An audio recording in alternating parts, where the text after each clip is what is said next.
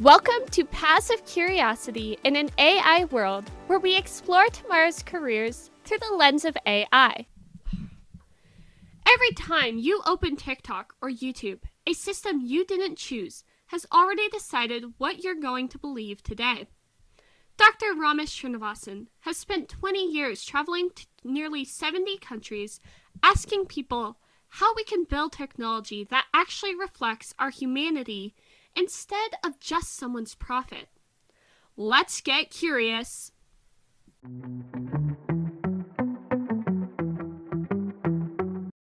Dr. Ramesh Srinivasan is a professor at UCLA and the founder of Digital Cultural Lab.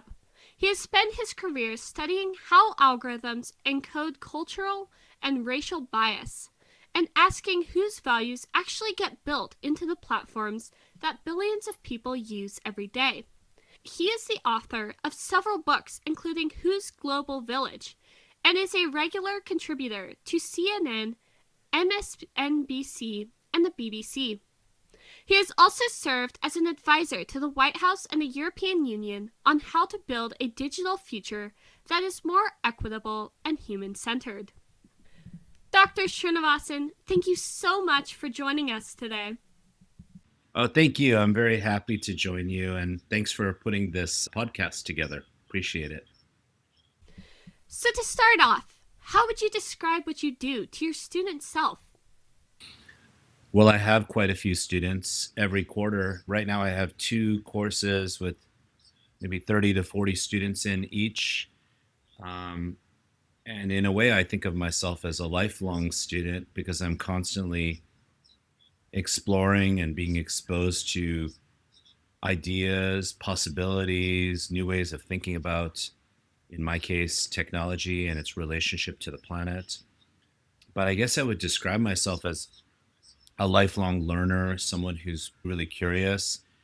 And I've learned a great deal in my own case, my own strange case, not through merely being in universities, but really by working with different communities around the world. I've worked in a couple dozen countries, I've been to nearly 80 countries, and learning from people and places as they are, rather than based on my own worldview, has been deeply illuminating to me. So I think we're all students at all times, regardless of all these ridiculous and sometimes over the top titles.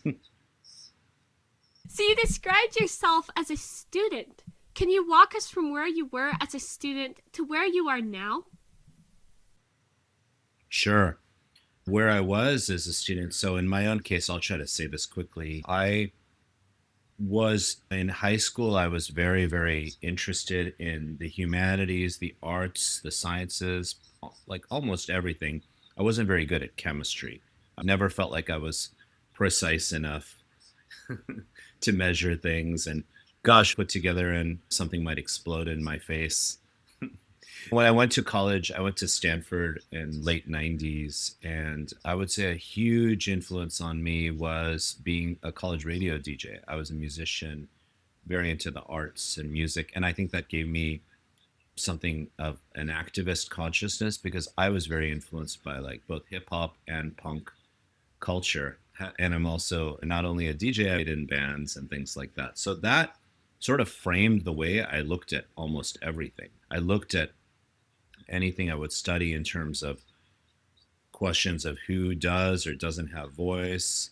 I looked at things more in an imaginary way, not imaginary meaning not real, but what is possible, what could be possible, rather than simply being a cynic or a critic.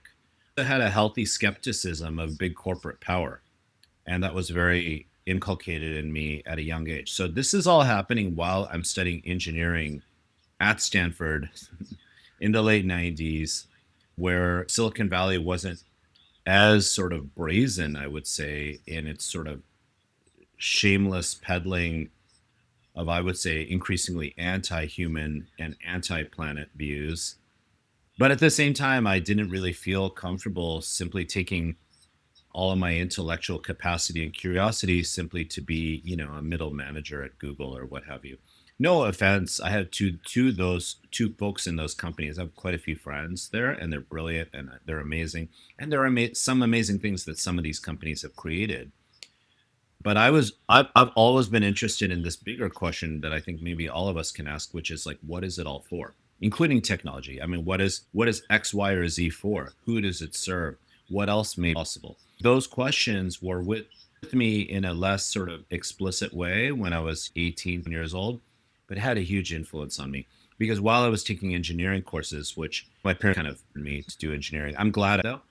It's really great that I have that knowledge, the technical knowledge. It gives me credibility these days as a publicly engaged scholar, and a writer and a journalist, and I think an activist and a storyteller and a podcaster and all these things. But I would say that, taking other classes, I was taking classes in comp lit and anthropology and sociology and geography and economics, I mean, almost everything and anything. That really influenced me. And then when I finished college, I worked at a startup out of the University of Amsterdam. So I moved thousands of miles away. And then I was working at a startup around AI, actually. I was completely different than this AI. It wasn't all built on surveillance and the reduction of life to data. Those are major changes that we're sitting through right now.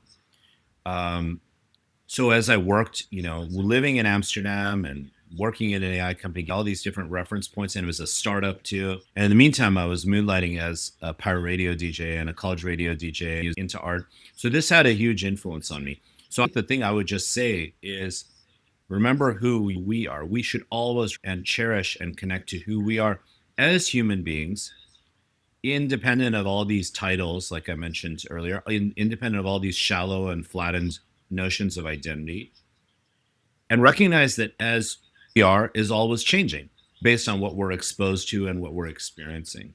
Even the person that you're speaking to right now, Acadia, is different than who I was on some level 2 hours ago when I was like grumpier and drinking coffee to try to wake myself up. It's just the biggest, I don't know if it's advice you want me to state, sort of like the lesson I learned and continue to learn and I'm trying to always learn is to be true to who you are as a human being, first and foremost. And forget about the rest. Start with that. That's what matters. So, also, I practice meditation, sitting for about 30 minutes earlier today, and that also clears my head. And these are all very helpful and useful things people can do because so many of us feel anxious and overwhelmed with information. We don't feel like we have power, as we're sitting in a nation right now governed by an administration that I think the vast majority of us feel do not represent what we're all about. Wow, you did everything. While you were exploring, having an engineering degree, but also drawn to arts and humanities, was there one thing you wish someone had told you before you committed to a particular path? Well, I'm a big fan of liberal arts schools. Look, I know that sometimes it's fun to make fun of people who are a little over the top. Who you probably have friends. I have friends who are at Oberlin and Wesleyan and Reed College and Pitzer and this and that. But I find that a lot of my friends, I have a lot of good friends who studied in art schools and liberal arts schools. I went to Stanford, as I mentioned, and I feel they developed some of those critical chops of a humanistic approach toward inquiry. So remember, when we say humanistic, I don't mean you have to major in the humanities. It doesn't mean you have to be an English major. It means you are exploring and looking at everything from the sciences to technology to economics from a human-centered perspective, which is asking and answering big questions, that people like Dr. Cornel West, who joined our podcast, Utopias, has asked me, which is like, what does it mean to be human? What does it mean to be alive? So I think that is what guided me in a very incipient way, because I don't really feel like I was quite explicit like about these questions, but I think I was checking in with my heart and my spirit the whole time. Um, and like everybody, I've stumbled, I've fallen into traps, I've fallen into pits, I've had my ups, I've had my downs, but I feel like that has been my guide along my own path. Um, my own path being one of trying to learn, trying to be open, trying to look for and toward a world where, quite honestly, my own purpose is less, has very little to do with academia. It's very deeply human. It's very spiritual, I would say. I'm Buddhist myself, so that also influences me, which is I truly wish, and I will do everything I can in my own limited way, because I'm not powerful or that important, to make these digital technologies work for all beings rather than place the extremely limited number of people who are holding the reins of tech, either as investors or executives, which is representative of maybe 1/50th of 1% of the global population, rather than create these schisms and you're either this or that. I don't want an amplification of a feudal direction that technology is taking. I don't want these digital technologies that are not worth a penny without our data to leave us all feeling anxious, like we're not going to get jobs, that they're going to destroy the only planet where we've known life to be, to live upon. So it's a very personal and moral and spiritual calling for me. It's not a righteousness, because it's just that our world and we human beings and our planet are sacred and very powerful and very. I've learned so much from all sorts of folks, including many, vast majority who never went to college. Not even because like college is great, but it's like many people don't even have that opportunity. So just encourage everybody and anybody to keep their eyes open and explore and be curious and look widely, look beyond, look in between. Do not give into the polarization of cancel culture. Do not give in things where you're like, you look like this, or you talk with this accent, so I'm just gonna dehumanize you. This is a big trap.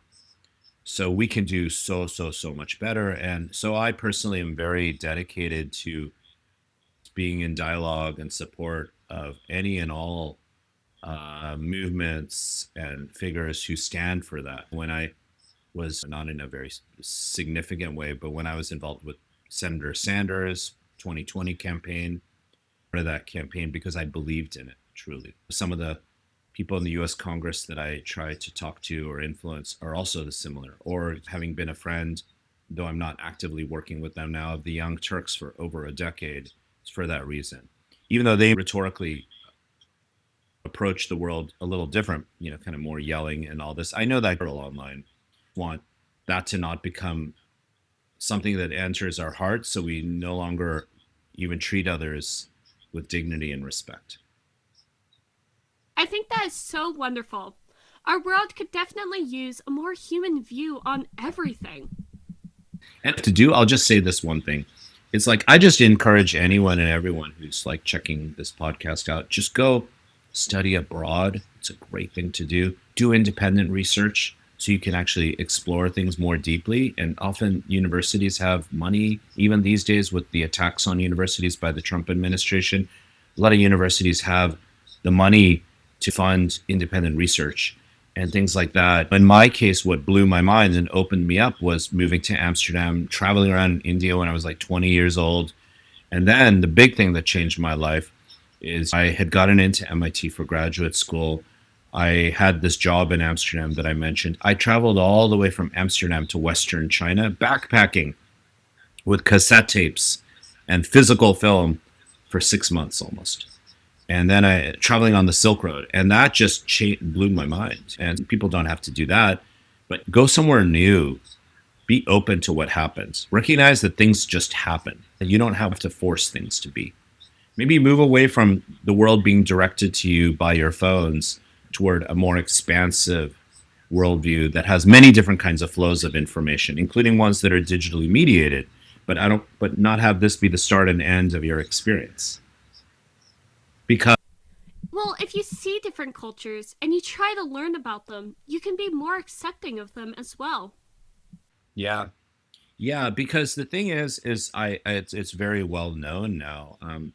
These digital platforms are corporate and proprietary, and they're interested in ordering our worlds, ordering our experiencing, constructing a sense of desire, influencing our consumption, in many cases, overwhelming our dopamine, cortisol, and adrenaline receptors. So they're not particularly like representative of ways of experiencing reality that are I mean, they're one way of experiencing reality, but they're reality that's being pushed forward algorithmically and computationally by these private corporations for their own benefit and not necessarily ours. So that's my next question. Say I'm a student scrolling TikTok right now and I think the algorithm just knows what I like. Why is that wrong, and how does a platform that claimed to be neutral end up showing different things based on race, class, or where we grew up? Well, first of all, there's no such thing as neutral. I mean, anything and everything is conditioned based on how we choose to see the world, or how a technology, quote unquote, chooses, or its designer or the engineer who builds a learning algorithm chooses to order information. So there's no such thing as neutral. I'm obviously biased, just like you are, in terms of the questions you're asking or how I'm choosing to answer that. That doesn't make us bad or problematic. It just means we're humans who are conditioned based on our experiences. In Buddhism, we say causes and conditions. Everything is tied to causes and conditions, you know? Um, so, okay.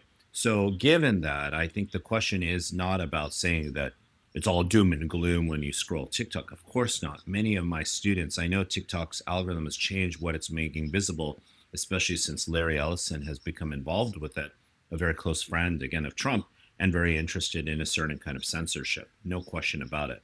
But a lot of my students were able to be exposed to the genocide in Gaza, for example, by looking at TikTok. They weren't seeing it on other platforms, especially not Twitter. And so we should just understand these platforms for what they are. They're conditioned and biased ways of experiencing the world, and of course, they will influence our desires, what we like, what we don't like. But there's lots of different forces that influence what we like, what we want, what we consume, what we think, how we feel. Those are conditioned by different forces, whether it's who I speak to or what I see, in this case, with what I see. So I would just caution us to not assume that we like something and TikTok fills it, or TikTok creates what we like. Maybe it's more the latter.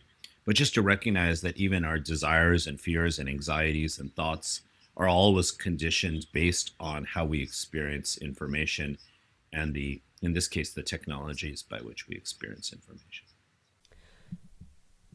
So, you've studied this across nearly 70 countries. If a student here compares their feed to a student in a different country, are they living in the same reality?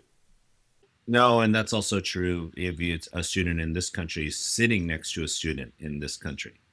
Let me just get to that. So I have traveled to over 70 countries. I've only worked in a couple dozen, and when I say work, I mean maybe a brief meeting or an interview or even participating in a conference, which is not really like working or doing field work in a country. Critically important. I don't write about people. I'm not like an anthropologist who thinks I can describe people better than they can themselves, as much as I write about how different visions and possibilities for people and places to transform and influence what technology is.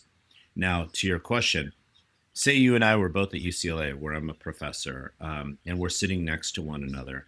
We could both be on TikTok. We could both be on X/Twitter. We could both be on Blue Sky, and we could be presented with completely non-overlapping worlds. That's the problem at scale, is that you can't really have a democracy unless you have the capacity to have two things.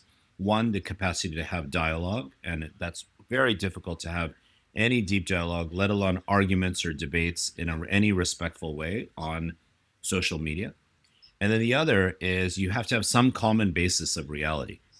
But if I'm being presented with completely different versions of reality, in fact, ones that contradict one another, and I'm sitting right next to someone else, and we're both on the same platform, and maybe we're very demographically similar too, we're same age, same gender, blah, blah, blah, it still could mean that we have no overlaps. So basically, your reality is completely different than my reality, even though I'm sitting right next to you.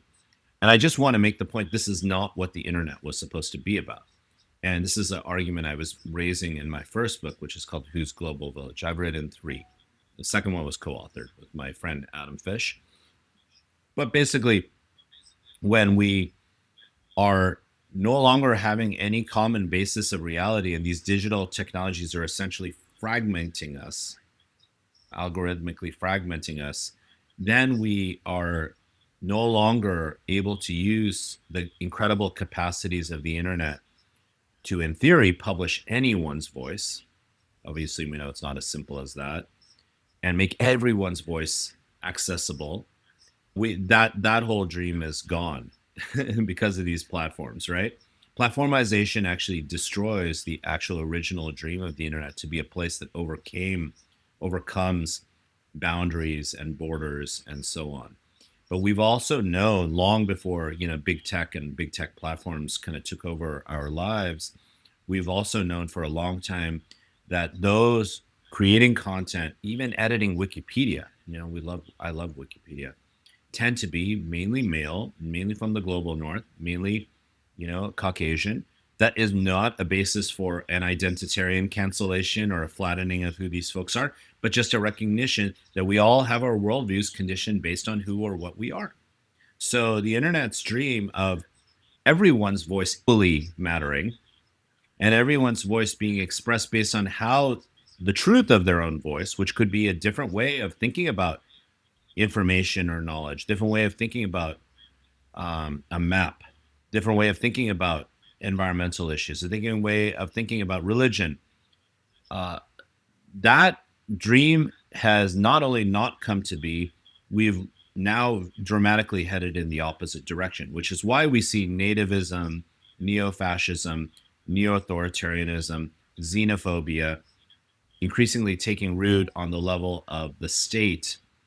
I hope it's just the last gasp for these folks, but that's why we see this emerging in many parts of the world, not just in the U.S. In India, now this is heartbreaking to me. In some places in South America, obviously, and other places in the world too, and some parts of Europe as well. So this is why we see this kind of xenophobic immigrant thing, blah blah blah. This is just a retrenched nativist ignorant response to and I have compassion for people who have these views, but I recognize that they have these views because they are conditioned to see the world in ways that are not overlapping with others. You've sat with communities in Afghanistan, Egypt, and rural India and asked what they want from technology. What did they say that Silicon Valley would never expect? I don't know if Silicon Valley expects it or not, or cares about it or not, but most people just want to live a life of basic dignity, and I think there's also like something to like Abraham Maslow, and hierarchies of needs. I mean, a lot of people, as we saw with the election and the incredible campaign of Zoran Mamdani in New York City, people want to be able to afford the basics so they can live a life of dignity. Most people are interested in their own families. Most people are interested in being able to, again, have housing, healthcare, food, basic income, basic, the dignity of work.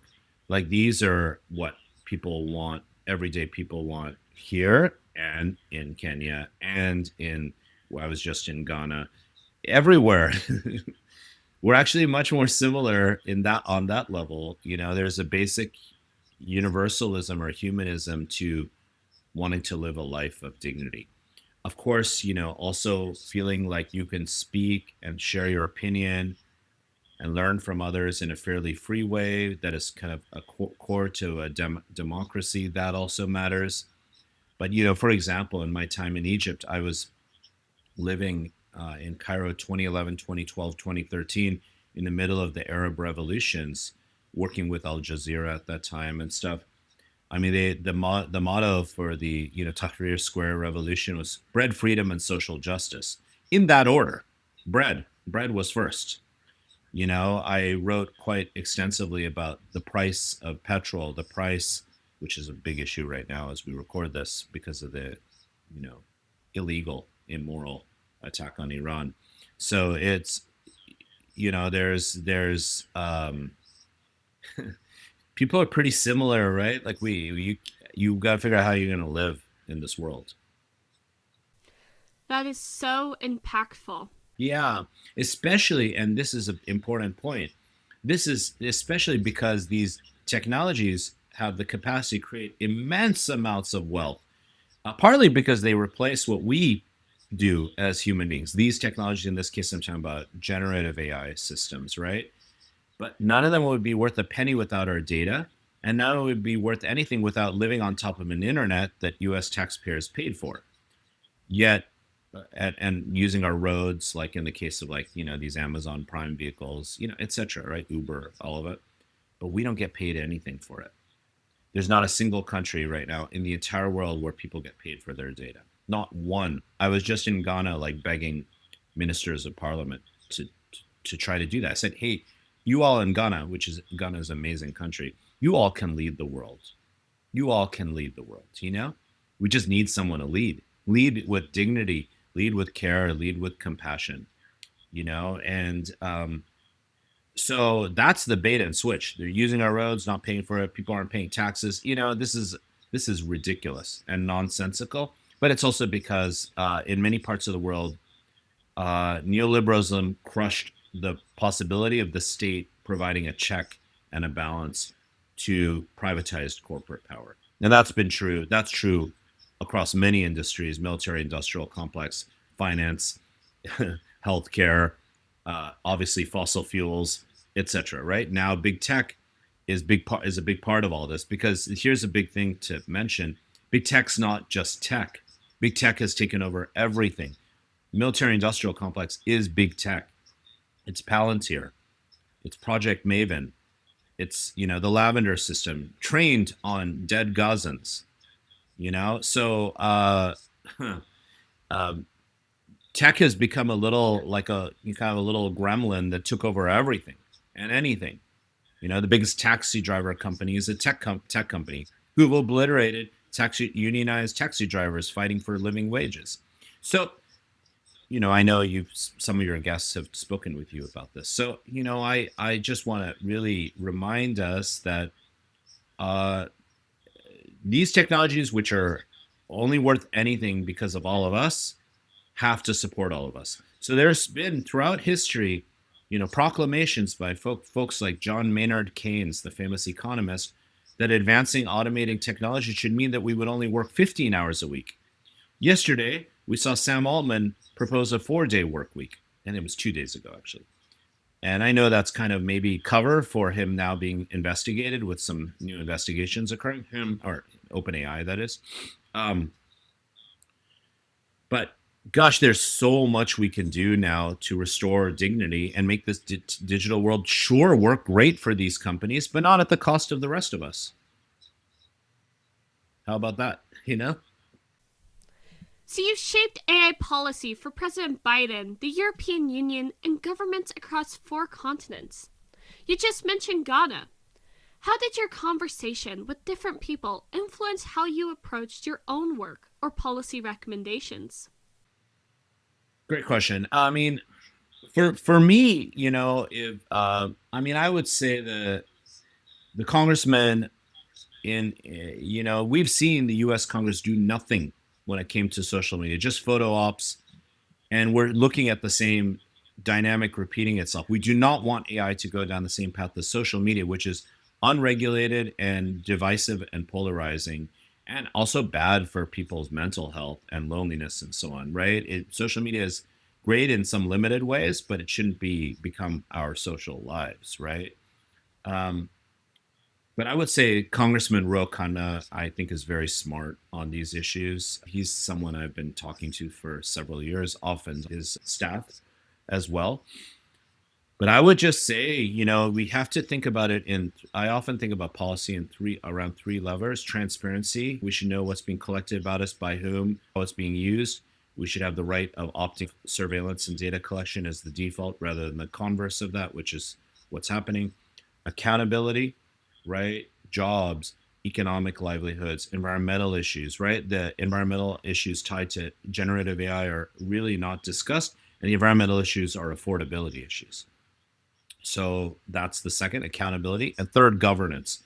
We, stakeholders, should have power over designing these technologies in lots of ways, and we should be able to audit these technologies. So there's a lot of jobs of the future that could be created. I can think of a dozen just off the top of my head. And that's not just me. If you ask some of my friends who are colleagues and scholars, and even public figures, like someone who's joined our podcast a couple times is Andrew Yang, who ran for president 4 years ago, a friend of mine. He thinks a lot about these issues as well, from his own vantage point. So we can identify a lot of new jobs of the future. We can get to what Darren Asamoah, the great MIT economist who just won the Nobel Prize, friend and colleague of mine and ours. He argues that there's a difference between AI and technology that augments, that expands, and builds on human capacity, even human creativity, versus technologies that copy and mimic us to replace us. That's qualitatively like kind of the opposite of one another. And we could just go with the former rather than the latter. And by the way, in the history of tech and the history of the internet, a lot of the great, kind of writers, thinkers, inventors, Doug Engelbart, J.C.R. Licklider, Alan Kay, who is still alive, other folks, they all were constantly extolling the power of digital technology to expand what we already do rather than replace us. Len Kleinrock, who basically is the inventor of the internet, my colleague at UCLA, who's, probably 80 plus years old, he's all about that too. So why don't we do that? So, in this series, we've covered how algorithms can control wages and surveillance. Now you're saying they control what we believe? Is that the same problem? That's a very interesting question. Yeah, I mean they're similar. So the ways in which algorithms are able to, so basically the way a lot of algorithms work is they use patterns in data. I don't even mean history here. I mean just past patterns in data to predict and model and therefore construct the future. But they do it invisibly and they do it under the hood. So basically, you have no idea how the world's being ordered, right? So a lot of people, I always say this, are directly, explicitly, intimately interacting with algorithmic systems, even if they're never in front of a single phone or computer screen. Because you go to the bank, you ask for a loan, how is that loan determined computationally? So this is a big problem. If patterns, especially dominant patterns, become the basis of governing and exposing and influencing one's life, that's a big issue. So what we do know is that a lot of the algorithms that influence loneliness and mental health and social media are basically algorithms optimized for one major dependent variable, which is getting and keeping your attention no matter what.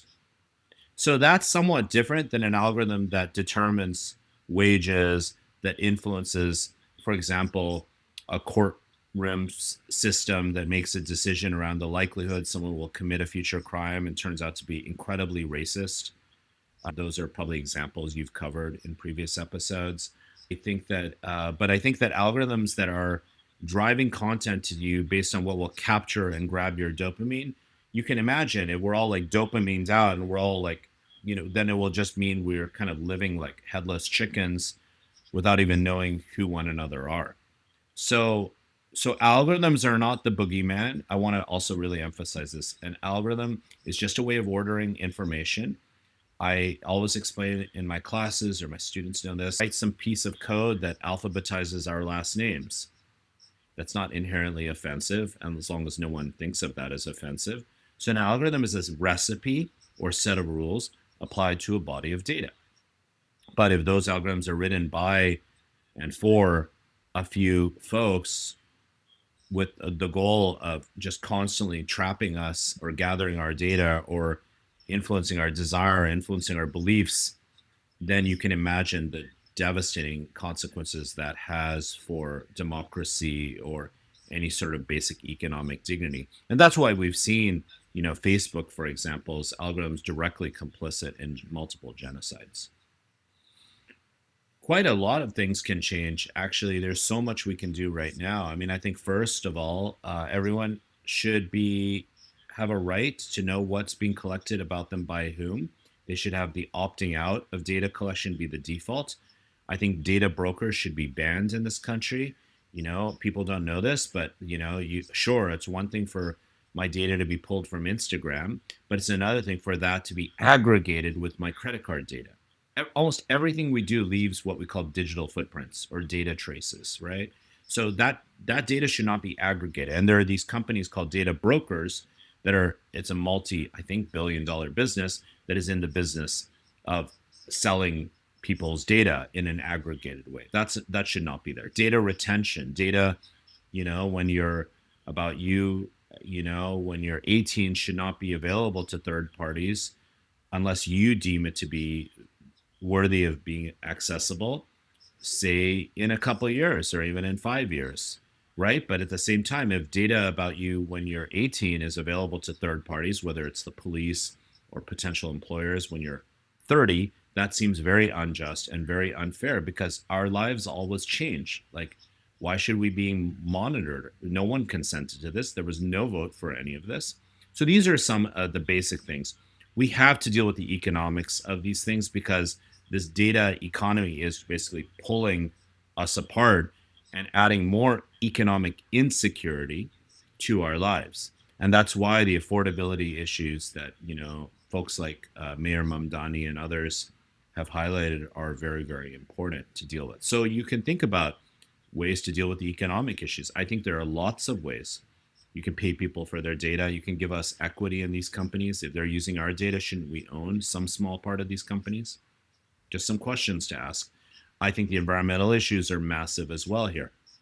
The environmental issues need to be explicit. People need to understand that we are competing with data centers for our utility costs. And there's no question about it. When the president in his recent State of the Union, he acknowledged this issue in his own strange way, but he basically said, I'm going to make the data centers create their own energy.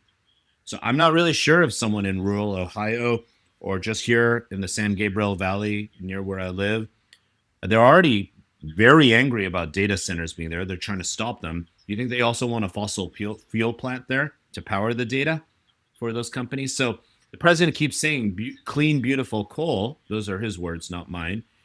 Is what's going to power our AI. And I'm wondering, what's the AI for?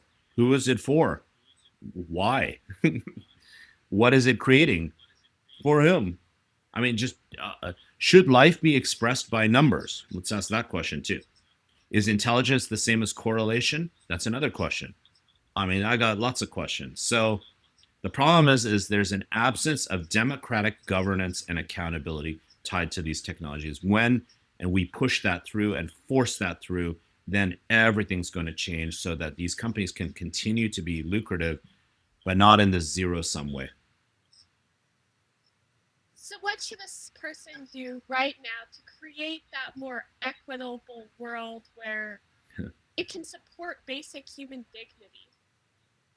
I think first and foremost, try to live a life where it treats yourself and others with dignity, independent of these technologies.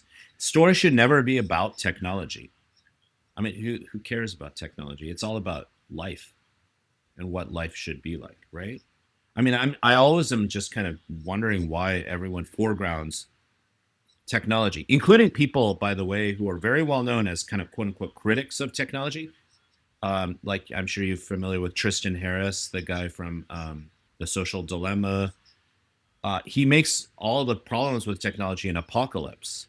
And I'm just like, why do we have to make it an apocalypse? Let's just stop it and transform it right now. And I'm not sure the more and more we believe and buy into apocalyptic scenarios, Terminator, this, that, and the other, you maybe shouldn't even have kids. The world is effed, this, that, and the other. The more it makes us paralyzed and unable to act. But give me a break. This AI story is like less than 5 years old. The social media story is 10 to 15 years old. Most of us, including you, are older than that age. Like there's no reason we have to make this a leviathan. We just need to figure out the levers of power to transform these things. So I would just say to your question, live a life of dignity, whatever that means. Treat others with dignity. Engage with technology with that as your moral compass, as your North Star. These are, by the way, not great pieces of advice that I always follow. These are pieces of advice I'm giving to myself. I'm no better or worse. I'm also not worse, I hope, but I'm no better. I mean, we're all just human beings living in one incarnation on this planet. How do we wish for life to be?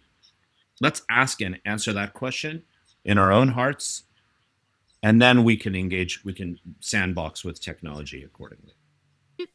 So finally, do you have any books or podcasts you'd point a student towards if they want to go deeper? And we have the Utopias podcast. I'm sure you're familiar with it.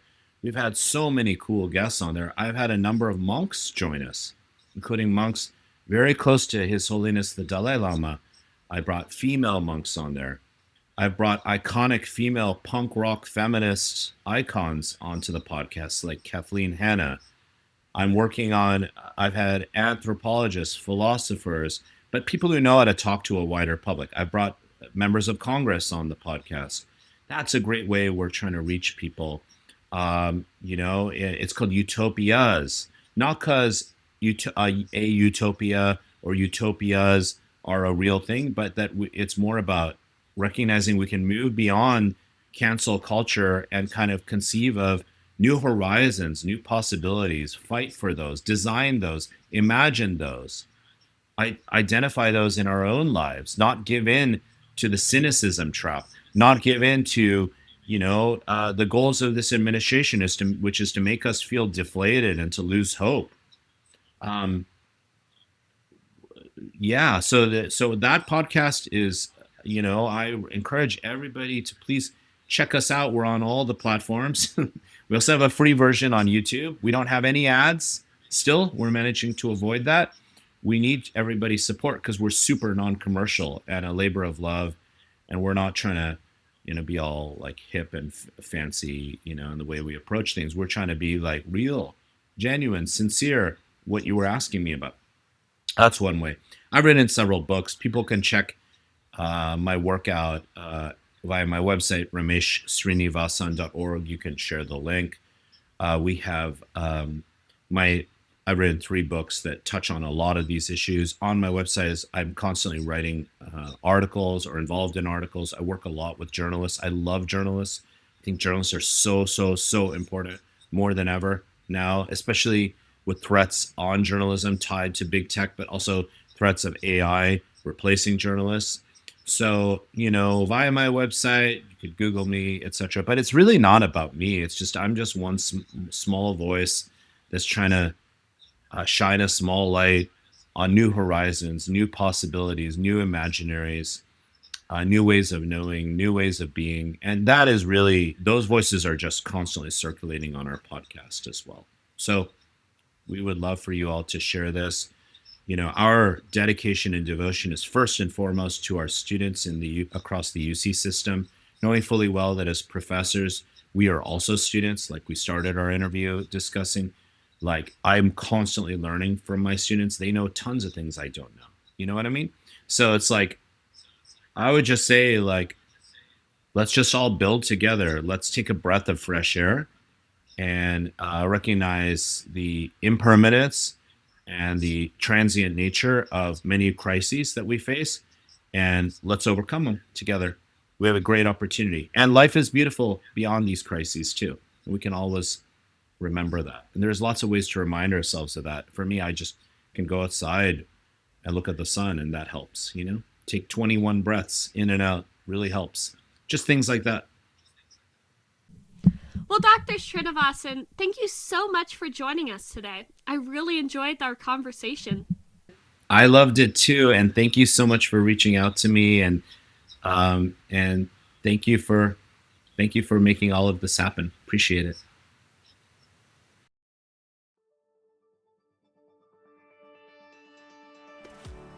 This has been Paths of Curiosity in an AI world, exploring careers through the lens of AI.